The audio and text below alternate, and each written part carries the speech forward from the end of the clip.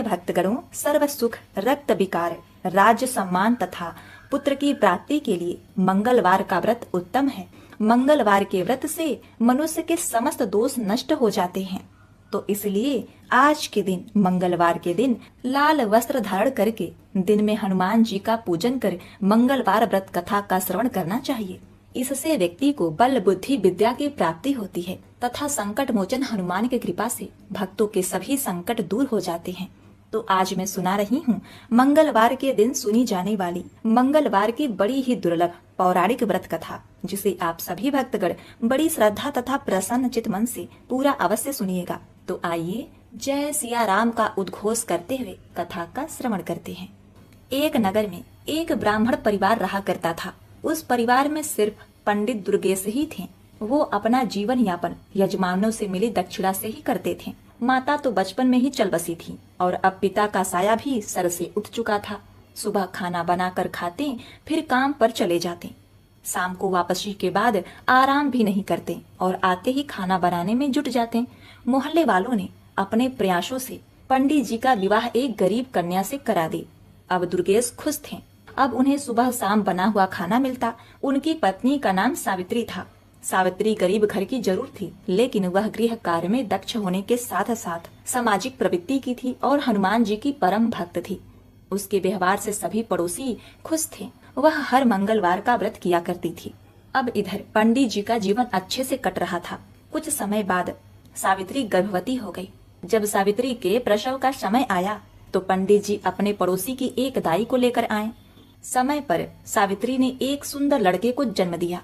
अब इधर पंडित जी ने एक नए कपड़े में उसे लपेट लिया और घर से निकल पड़े। कुछ समय के उपरांत वह गंगा के तट पर जा पहुँचे। दुर्गेश ने उस बच्चे को अपने दोनों हाथों में लेकर गंगा जी में 3 डुबकी लगाई। फिर पंडित दुर्गेश ने उसके सीधे कान में कोई मंत्र पढ़कर फूंक मारी और लड़के से दुर्गेश की बात होने लगी। पंडित जी ने उस बच्चे से पूछा, बताओ आप मेरे कर्जदार हो या मैं आपका कर्जदार हूँ, और मैं कितना का कर्जदार हूँ? बच्चे ने कहा, मेरे 50 रुपए आपके ऊपर है, आपने दिए नहीं थे। आपके बच्चों ने भी आपका कर्ज नहीं चुकाया था। इतना सुनकर पंडित दुर्गेश ने उसे 50 रुपए दिए और बोला, आपका और मेरा हिसाब चुकता हुआ। तब बच्चे ने कहा, हाँ हिसाब पूरा हुआ। यह बात सुनकर दुर्गेश ने कोई मंत्र पढ़ा और उसके उल्टे कान में फूंक मारी और उसे गंगा जी में प्रवाहित करके अपने घर चले आए।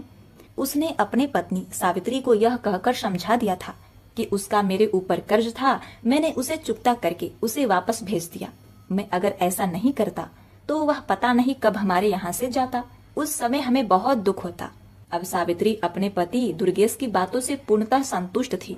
जब सावित्री दोबारा से गर्भवती हुई और समय पर एक सुंदर से पुत्र को जन्म दिया तो दुर्गेश ने उसके साथ भी वही करना शुरू कर दिया।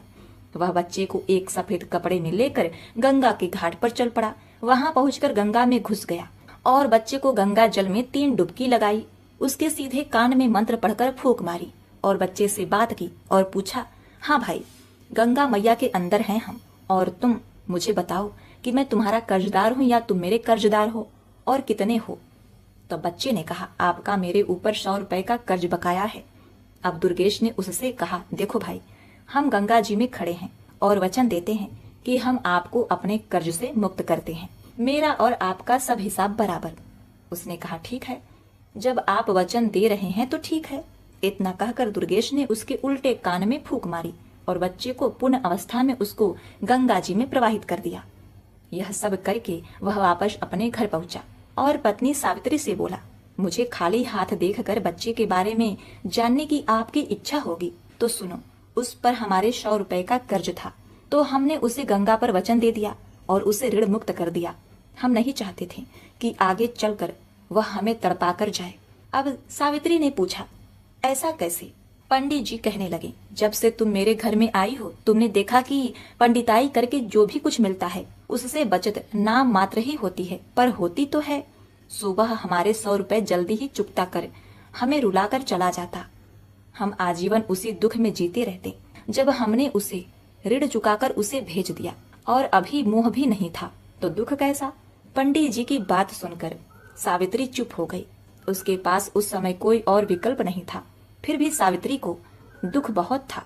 वह अपनी व्यथा किसी से नहीं कह सकती थी, लेकिन अंदर ही अंदर टूट जरूर रही थी। अब वह पहले जैसी हंसमुख नहीं रही, उसका कमल सा चेहरा मुरझाने लगा था। एक दिन एक बुढ़िया ने, जो उसकी पड़ोसन थी, उसे कारण जानना चाहा। सावित्री उस बुढ़िया को बहुत मानती थी, इसलिए वह उसके आग्रह को ठुकरा न सकी और अपनी आप बीती उसे बताई। बुढ़िया कहने लगी, देखो सावित्री, हमारा राजा बहुत दयालु है और वह सभी की सुनता है। कल तुम मेरे साथ चलना और राजा को सब बताना। सावित्री ने उससे कहा, ठीक है माँ जी। अगले दिन जैसे ही दुर्गेश अपने काम पर गए तो पड़ोसन बुढ़िया आ गई और उसे बोली, चलो चलो सावित्री। अब सावित्री तो तैयार बैठी थी। वह राजा के पास दरबार में गई और वहां पहुंचने के बाद राजा ने उसकी सारी बातें ध्यान से सुनी। बातें सुनकर राजा ने उस बुढ़िया से कहा, अब यह जिम्मेदारी तुम्हारी है कि आगे जब इसके बच्चा होने को हो तब तुम मुझे सूचना देना। और सावित्री से कहा, तुम भी भूल मत जाना, इस बुढ़िया को याद से मेरे पास भिजवा देना। इसी आशा में दोनों अपने घर आ गईं। सावित्री और पड़ोसन बुढ़िया राजा से आश्वासन मिलने के बाद निश्चिंत हो गए थे। बुढ़िया तो पूरी तरह आश्वस्त थी, लेकिन सावित्री अपने दोनों संतानों के बारे में सोच कर ही सिहर जाती, जिसका मुंह भी उसने अच्छी तरह से नहीं देखा था। पर पंडित दुर्गेश को तो कोई दुख ही नहीं था। वह जो कर रहा था अपने भविष्य को ही सोच कर रहा था। दुर्गेश ने अपने असीम प्रेम और स्नेह से सावित्री को महान दुख से उबार लिया था। अब दोनों में परस्पर प्रेम की धारा बहने लगी और सावित्री फिर से हनुमान जी की पूजा अर्चना करने लगी। इसी का प्रताप यह हुआ कि सावित्री ने तीसरी बार गर्भ धारण किया। सावित्री ने अपने पड़ोसन बुढ़िया के माध्यम से राजा को भी संदेशा भिजवा दिया। राजा ने उसको समझा दिया कि चिंता मत करना, जब प्रसव होने वाला हो मुझे सूचित कर देना, मैं सब कुछ अपने आप देख लूंगा। सावित्री खुश होने के साथ साथ पिछली यादों से परेशान थी। वह हर समय अपने तीसरी संतान की चिंता में डूबी रहती थी। समय समय पर उसकी पड़ोसन आकर उसे समझा जाती। इस तरह धीरे धीरे गर्भावस्था पूर्ण हुई और प्रसव समय भी आ गया।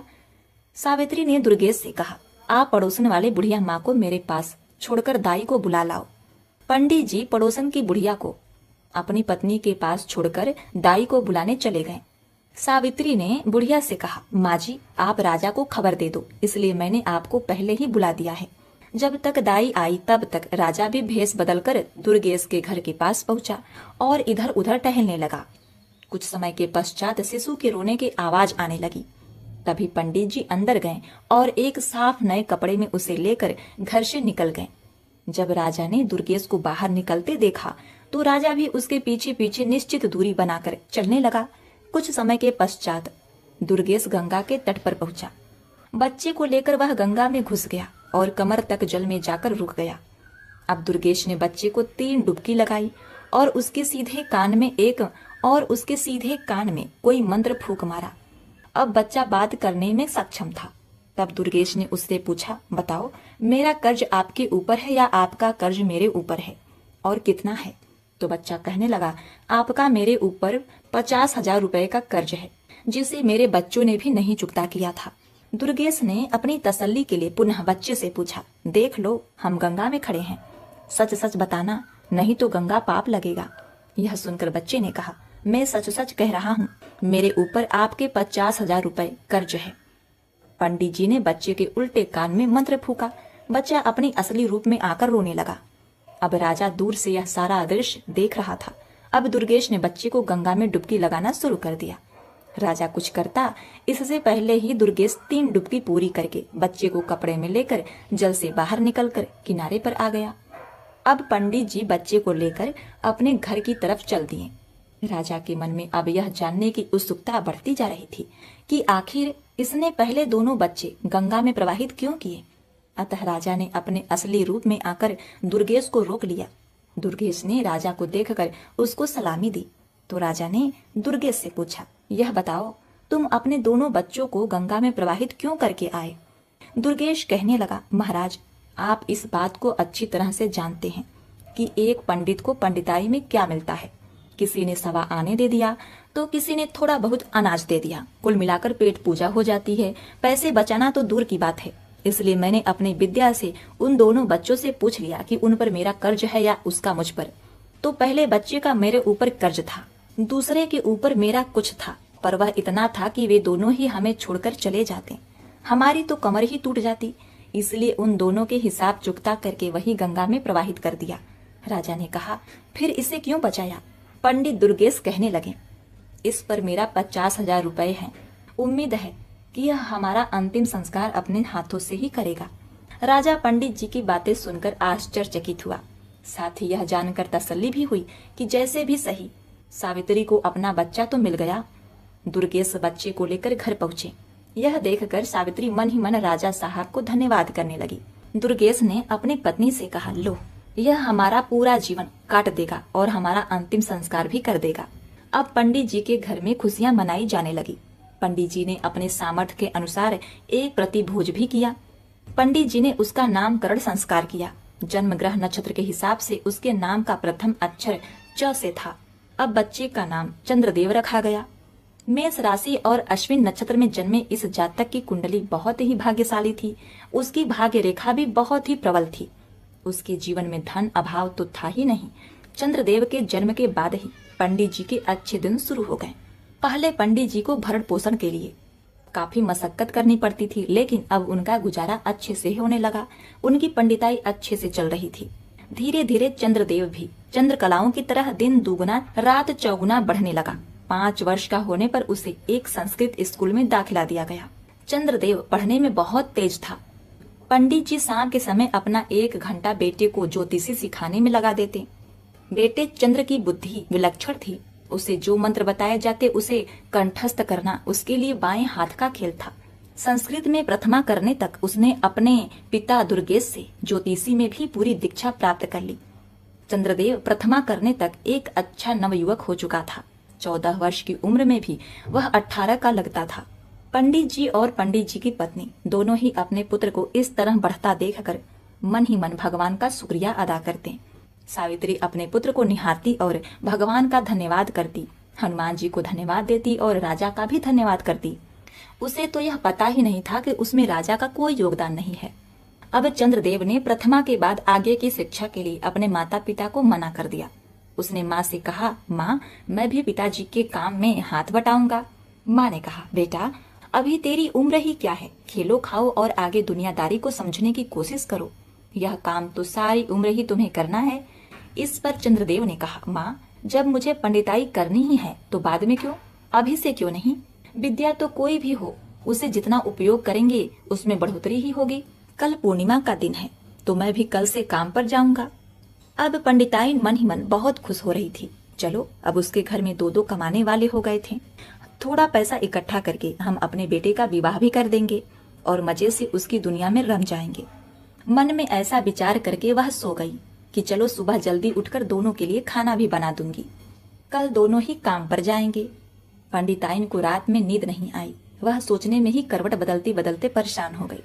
सुबह जल्द ही जगकर रसोई का काम निपटाकर स्नान ध्यान करके हनुमान जी की पूजा करने के बाद खाना बना दिया और अब निश्चिंत होकर चरपाई पर लेट गई। वह सारी रात सो नहीं पाई थी, अतः जिस निश्चिंता के साथ वह लेटी थी उसे जल्दी ही नींद आ गई।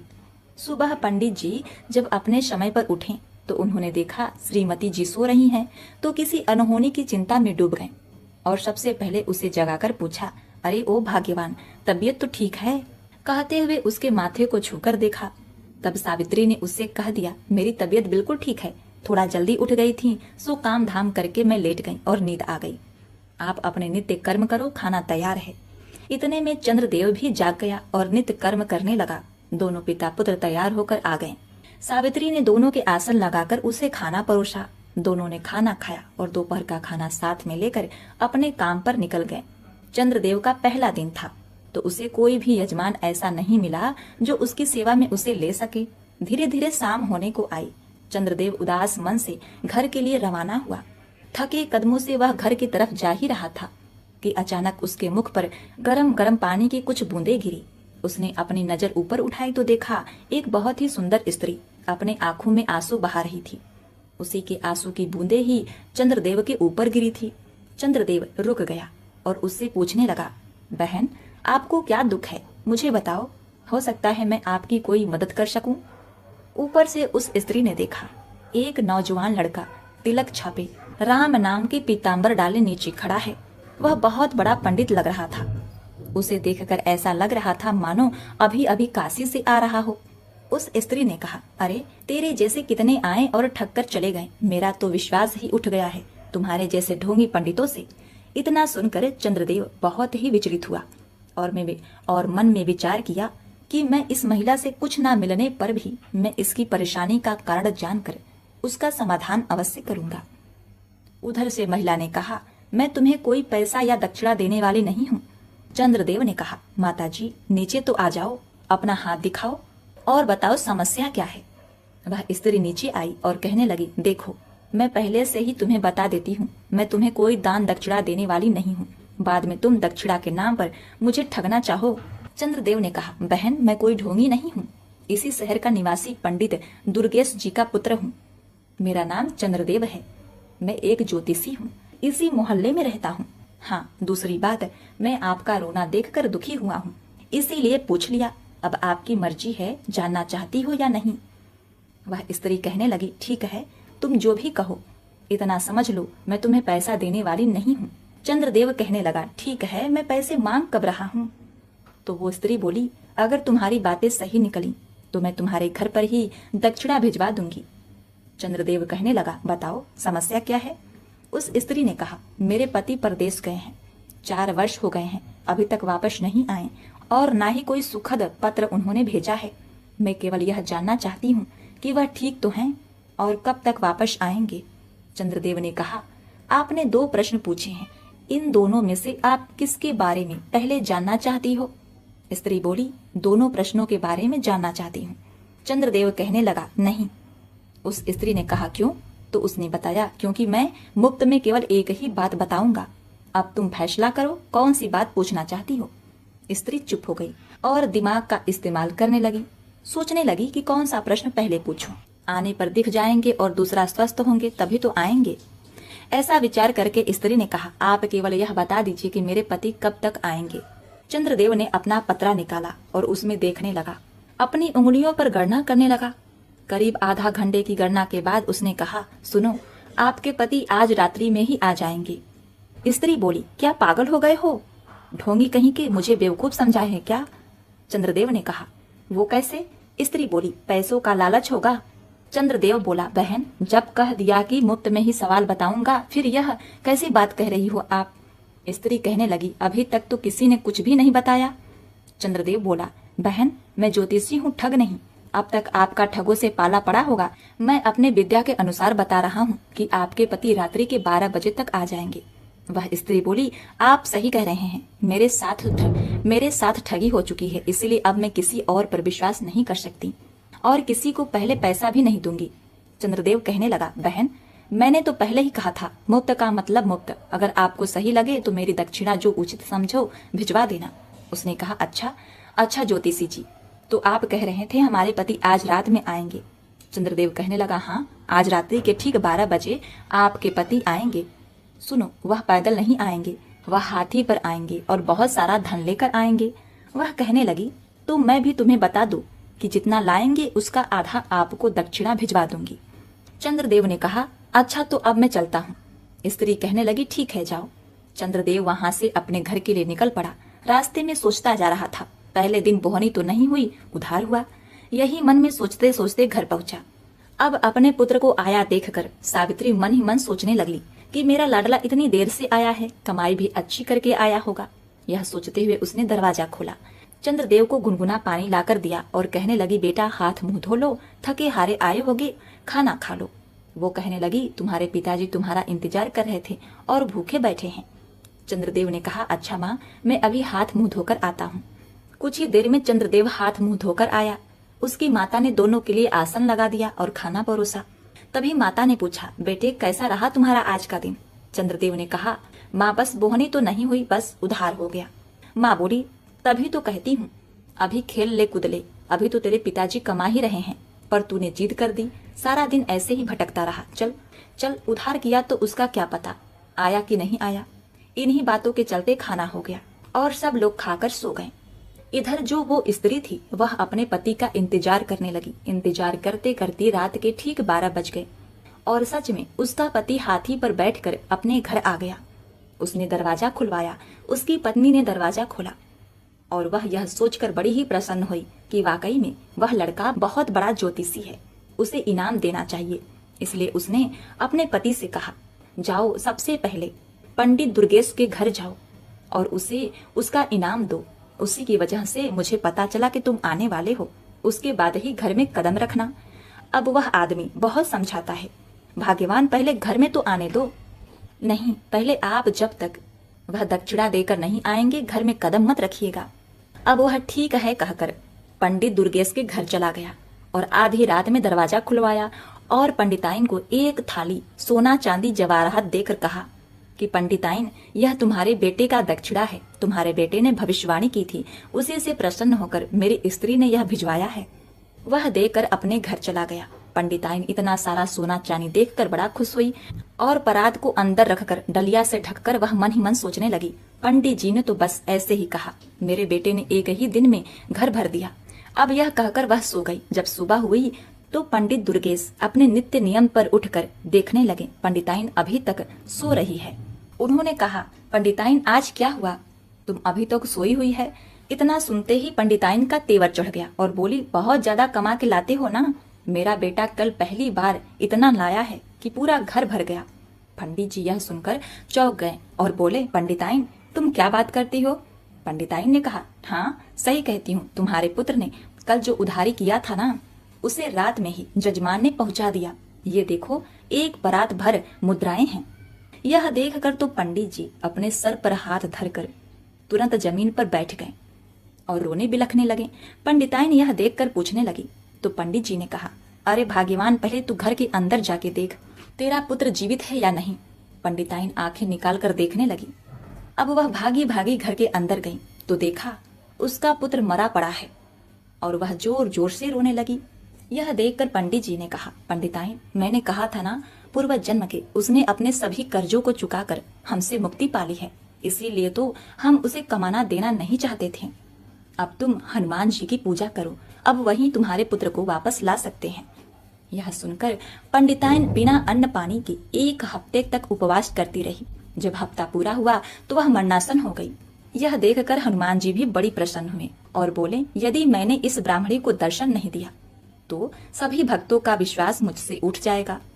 यह सोचकर हनुमान जी महाराज पंडिताइन के घर उसके कुटिया में ही प्रकट हो गए और बोले, पंडिताइन तुमने मंगलवार का व्रत करके मुझे बड़ा ही प्रसन्न किया। तुम लगातार हर मंगलवार को व्रत नियम से करती आई हो, मांगो तुम्हें क्या चाहिए। पंडिताइन ने कहा, न मुझे सोना चाहिए, न अन्न न धन, मुझे बस मेरा पुत्र चाहिए। हनुमान जी ने कहा, उसके भाग्य में जो लिखा था वही हुआ। पंडिताइन ने कहा, नहीं, पहले ही 2 पुत्र चले गए हैं, पंडित जी ने मुझे उन्हें आंख भर देखने भी नहीं दिया, इसलिए मैं चाहती हूँ आप इस पुत्र को मुझे वापस कर दें। प्रिय भक्तों, उस पंडिताइन के कठिन तपस्या से प्रसन्न होकर हनुमान जी ने तथास्तु कह दिया और कहा, पंडिताइन जरा कमरे के अंदर जाकर तो देखो, तुम्हारा पुत्र तुम्हें बुला रहा है। पंडिताइन ने जैसे ही पुत्र के कमरे में कदम रखा, उसका पुत्र हंसता खेलता अपने माँ के चरणों में गिर गया। और इस प्रकार पंडिताइन के मंगलवार के व्रत के प्रताप से उसका पुत्र उसे प्राप्त हुआ। तो प्रिय भक्तों, मंगलवार का व्रत अष्ट सिद्धियों 9 निधियों को देने वाला है। माता सीता ने हनुमान जी को यह आशीर्वाद दिया है कि मंगलवार के दिन जो उनकी पूजा करेगा एवं व्रत कथाओं को श्रवण करेगा तो वह धन, पुत्र, आरोग्य सभी प्रकार के सुखों से परिपूर्ण होगा, वह हर प्रकार के संकटों से मुक्त रहेगा। तो बोलिए बजरंगबली महाराज की जय। जय सिया राम, जय जय सिया राम। ओम नमः शिवाय।